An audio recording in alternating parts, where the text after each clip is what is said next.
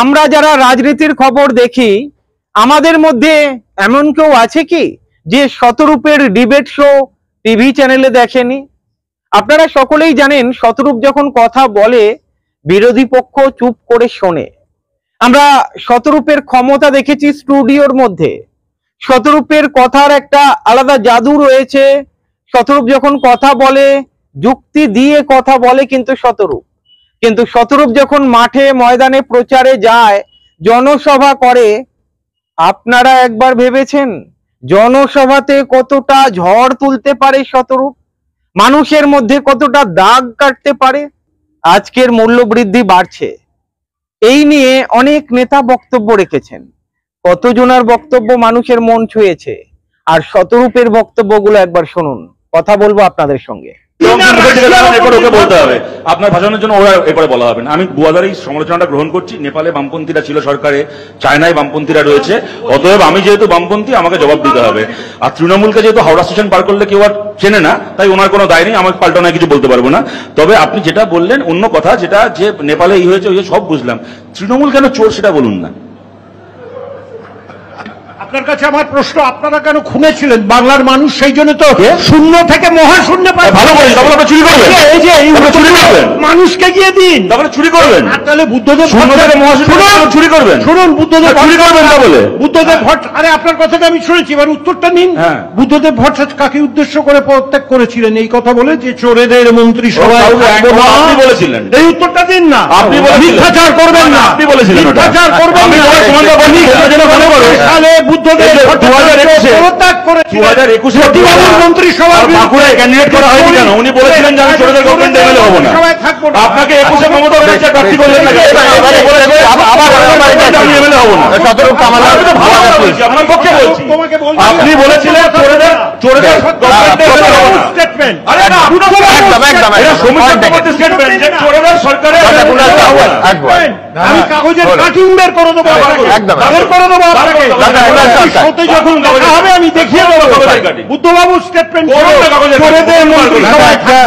একটা রিকোয়েস্ট, আপনি বলেছিলেন চোরেদের সরকারে এমএলএ হবো না, তাই আপনাকে 21 মমতা ব্যানার্জি প্রার্থী করেননি।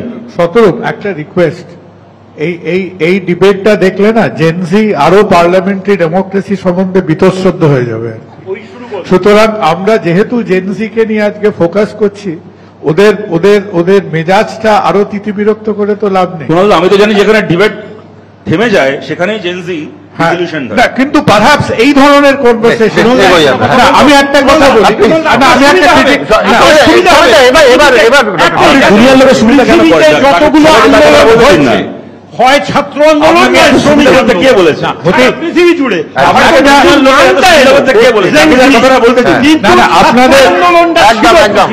শতরূপদাকে একটা জিনিসের জন্য আমি আগাম মানে শুভেচ্ছা জানিয়ে রাখছি, যদি নেপাল থেকে এই ঘটনাটা ভবিষ্যতে আসে তাহলে বামেদের জন্য, বিশেষ করে বঙ্গ সিপিএম এর জন্য একটা বিরাট পজিটিভ দিক কিন্তু আমি দেখতে পাচ্ছি নেপালের ঘটনায়। আর সেই পজিটিভ দিকটা হলো নতুন প্রধানমন্ত্রী কিন্তু চুজ হয়েছে সোশ্যাল মিডিয়ার ভোট হয়ে। এটা হলে একমাত্র সিপিএম এর চান্স আছে। আচ্ছা দেখুন, আমি 1 2 3 4 করে বলছি। প্রকাশ কারাত প্রধানমন্ত্রী। আচ্ছা বলছি, প্রথম কথা পলিটিক্যাল ক্ল্যাশ ছিল। আমি যে কটা উদাহরণ দিয়েছি একটাও কোনো তৃণমূলের সঙ্গে সিপিএম এর পলিটিক্যাল ক্ল্যাশের উদাহরণ দিইনি। প্রতিটা হচ্ছে পুলিশের হাতে মৃত্যুর উদাহরণ দিয়েছি। ওয়েপন অফ ডেথটা গুলির ক্ষেত্রে লাঠি ছিল, তাতে পুলিশ বা রাষ্ট্রের চরিত্রটা, তার সংজ্ঞাটা পাল্টে যায় না। দ্বিতীয় কথা সুদীপ্তর কথা, বড়দের কথা যেন ছোটদের ঢুকতে দেন, ছোটদের কথা বড়দের ঢুকতে দেখতে দাঁড়ান না। দ্বিতীয় কথা হচ্ছে যে সুদীপ্ত, দ্বিতীয় কথা হচ্ছে যে সুদীপ্তর মৃত্যু, এক মিনিট, সুদীপ্তর মৃত্যু, ভাই সুদীপ্তর মৃত্যুর বিচার বিভাগীয় তদন্ত সকল শুরু হওয়ার আগে, প্রথম কথা বিচার বিভাগীয় তদন্ত হয়নি, জুডিশিয়াল এনকোয়ারি আমরা চেয়েছিলাম, হয়নি। পুলিশের নিজস্ব ইনকোয়ারি করে রিপোর্ট দেওয়া হয়েছিল। তার আগে মমতা বন্দ্যোপাধ্যায় বলে দিয়েছিলেন ছোট্ট ঘটনা, পেটি ঘটনা। মমতা বন্দ্যোপাধ্যায় বলে দেওয়ার পরে ওনার পুলিশ কি করতে পারে আমরা সবাই জানি, কিন্তু ছেড়ে আমি সেই প্রসঙ্গেও যাচ্ছি না। মমতা বন্দ্যোপাধ্যায়ের অ্যাপয়েন্ট করা স্টেট হিউম্যান রাইটস কমিশন বলেছিলেন যে সুদীপ্তর বাবাকে, তার পরিবারকে ক্ষতিপূরণ দিতে হবে। হিউম্যান রাইটসের সেই কমিশনারের চরিত্র হনন করে তাকে পদত্যাগ করতে বাধ্য করা হয়েছিল, কিন্তু সুদীপ্তর বাবা আজকে মারা গেছেন, তাকে ক্ষতিপূরণটা মমতা বন্দ্যোপাধ্যায় সরকার দেননি। যেভাবে মারা গিয়ে থাকতে কেন কাস্টোডিয়াল ডেথ ছিল তো, আজ অব্দি ক্ষতিপূরণটা দেননি। তার বাবার এখন মৃত্যু হয়েছে। প্রদীপ্তা কমল গায়ের মৃত্যুটাকেও জনরোষ বলে চালানো যেত যদি তার খুনের প্রত্যেকজন অপরাধী তৃণমূল কংগ্রেসের নেতা সংগঠক না হতো। সুতরাং আমি বলছি যে দেখো, আজকে আমরা আলোচনাটা তো নেপাল, জাপান এইসব রেফারেন্স এসছে, এসছে। আমার বলার মূল বক্তব্য, এবং সুমনদাকে আমি একটা কথা বলি, সুমনদা এর আগে আমি বলার পরে যখন তুমি বলেছিলে নেতাই এবং নন্দীগ্রামের কথা বলেছিলে, নেতাইয়ের তদন্ত 14 বছর মমতা বন্দ্যোপাধ্যায় সরকার চালানোর পরে আমাদের একজনকেও কনভিক্ট করেননি। তার থেকে বড় কথা, নন্দীগ্রাম নিয়ে গত ভোটের আগে মমতা বন্দ্যোপাধ্যায় নন্দীগ্রামে দাঁড়িয়ে বলেছেন যে নন্দীগ্রামের গুলি চালানোর ঘটনা এবং মৃত্যুর জন্য বাপ ছেলে দায়ী, শুভেন্দু অধিকারী শিশির অধিকারী দায়ী। এটা আমি বলছি মমতা বন্দ্যোপাধ্যায় এবং মমতা বন্দ্যোপাধ্যায় পুলিশ কি বিশ্লেষণ করলো আমি লিস্ট বলাই না। আমি তো আমার বক্তব্য যে নেতায়ের ওপর থেকে গুলিটা না চললে তো সরস্বতী মণ্ডল মারা যেতেন না, মাথায় গুলি লাগবে না। কিন্তু সিপিআইএম এর চালিয়েছে কিনা 14 বছর এবং রথীন বন্দ্যোপাধ্যায়ের বাড়ি থেকে গুলি চলেছিল, এটা ফ্যাক্ট। আমি এইটা বলছি।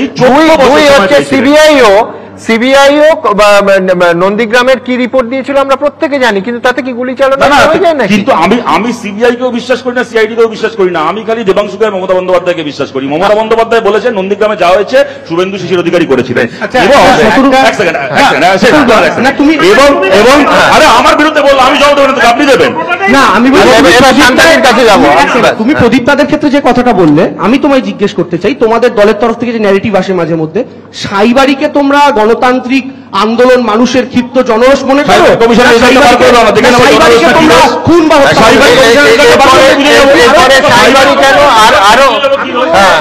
এক ডজন আমার আপনার, প্রতিবার আমার বলতে হয় যে এক ডজন আমার আপনার করের টাকায়, প্লিজ দুজনকেই থামালাম, আমার আপনার করের টাকায় 1 ডজন কমিশন তৈরি হয়েছে, কিন্তু কারুর রিপোর্টে এই যে গণহত্যায় জঘন্য নৃশংস ঘটনাগুলোর তার যারা অপরাধী তারা শাস্তি পায়নি। এমন কি হতে পারে যে অপরাধী 3 দশক আগের ঘটনা, কিন্তু কারা অপরাধী সেই দায়টা অবধি ফিক্স করা যায়নি। আমার আপনার করের টাকায় 12টা অন্তত কমিশন হয়েছে। যাই হোক, অন্য কোনো ক্ষেত্রে যদি প্রমাণ লোপাট বলে দায়টা আমাদের ঘাড়েই ঠেলে দেওয়া হয়, তাহলে সেই সময় প্রমাণ লোপাট হয়নি কেন? হ্যাঁ, তো রিপোর্ট সিপিএম তো কম্পিউটার মোবাইল হতে পারে। আমার বক্তব্য খুব পরিষ্কার যে সিপিএম না প্রমাণ লোপাট করেছে হলো, কিন্তু আমার বক্তব্য খুব পরিষ্কার, এই দুজনকেই থামালাম, সেটা হচ্ছে যে আমার বক্তব্য খুব পরিষ্কার, সেটা হচ্ছে ধরে নিচ্ছি আমি সিপিএম সব প্রমাণ লোপাট করে দিয়েছে। আমার আপনার করের টাকায় যে কমিশন হয়েছে সেই কমিশনের রিপোর্ট গুলো কোথায় গেল? কোন আলমারিতে? নবান্ন না রাইটার্স কোন আলমারিতে সেগুলো পড়ছে? মানুষের দরবারে সেগুলো পেশ হোক যে আমার আপনার করের টাকায় তো কমিশন হয়েছিল। শুনলেন বন্ধুরা, এবারে বিবেচনা করবেন আপনারা। শতরূপ স্টুডিওতে বসে যেভাবে বিরোধীদের মুখ বন্ধ করে, স্টুডিওর বাইরে এসে মাঠে ময়দানে যখন প্রচার করে, সেই প্রচারে মানুষের ঢেউ আপনারা দেখেছেন, মানুষের মন কিভাবে জয় করে সেটাও আপনারা উপলব্ধি করলেন। শতরূপ ঘোষ সরল সোজা ভাষায় মূল্য বৃদ্ধি কিভাবে ডেসক্রাইব করলো আপনারা দেখেছেন। আজকে তৃণমূল বিজেপির রাজনীতি নিয়ে কিভাবে কথা বললো আপনারা দেখেছেন। মানুষের মন ছুঁতে বাধ্য। শতরূপের বক্তব্য আপনাদের কেমন লাগলো কমেন্ট করে জানাবেন। ভালো থাকবেন।